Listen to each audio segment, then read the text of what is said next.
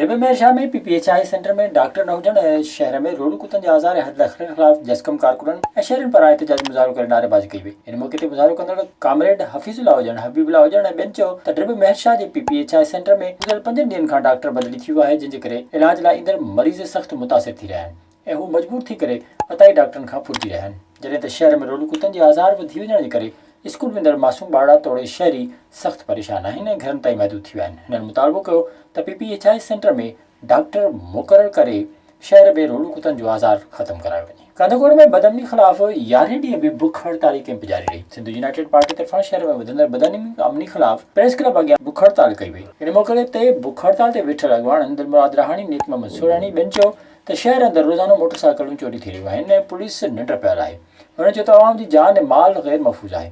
हुननि सिंध हुकूमत ऐं आईजी सिंध खां मुतालबो कयो त SSP कश्मीर ऐं कंदकोट खे हटायो वञे ऐं ज़िले अंदरि अमन अमान बहाल कयो वञे। टंगवाणी में JUI ऐं जस्कम जे कारकुननि ते पुलिस तशद्दुद मथां केस दाख़िल करण ख़िलाफ़ एहतजाजी मुज़ाहिरो करे नारेबाज़ी कई वई। टंगवाणी प्रेस क्लब अॻियां JUI जे कारी किफ़ायतुल्लाह खोसी ऐं ॿियनि जी अॻवाणी में SHO डेरा सरकी ख़िलाफ़ एहतजाजी मुज़ाहिरो कयो वियो। इन मौके ते अॻवाननि चयो त डेरा सरकी पुलिस ज़ुल्म कंदे JUI कारकुन अब्दुल फताह कंडराणी ऐं क़ौमपरस्त अॻवान रहमतुल्लाह शारी मथां सख़्तु तशद्दुद करे उन्हनि ते दहशतगर्दी जो केस दाख़िल कयो आहे, जेको नाहक आहे। हुन चयो त हथे ख़ाली एहतजाज कंदड़ क़ौमपरस्त ऐं JUI कारकुन ते तशद्दुद जी जांच कराए मुतासिरनि सां इंसाफ़ कयो वञे। शहदादकोट जे सरकारी अस्पताल में मुख़्तलिफ़ शोबनि जे माहिरनि, डॉक्टरनि ऐं दवाउनि जी खोट समेत सिंध हुकूमत जे चूंडियल नुमाइंदे जी बेध्यानी ख़िलाफ़ 3 ॾींहं बि समाजी इत्तेहाद पारां कोटू मोटू चौक ते एहतजाज मुज़ाहिरो करे बुख हड़ताल कई वई। एहतजाज में शरीक सियासी, समाजी ऐं क़ौमपरस्त पार्टियुनि जे कारकुननि, बिरादरियुनि ऐं मुअज़्ज़िज़ शहरनि सिंध हुकूमत खां मुतालबो कयो त अस्पताल में डॉक्टरनि ऐं दवाउनि जी खोट ख़त्म करे ग़रीब मरीज़नि खे सहूलियतूं फ़राहम कयूं वञनि। इन मौके ते सियासी समाजी इत्तेहाद जे कन्वीनर STP ज़िले कंबर शहदादकोट जे अॻवान कामरेड हयात तुन्नी,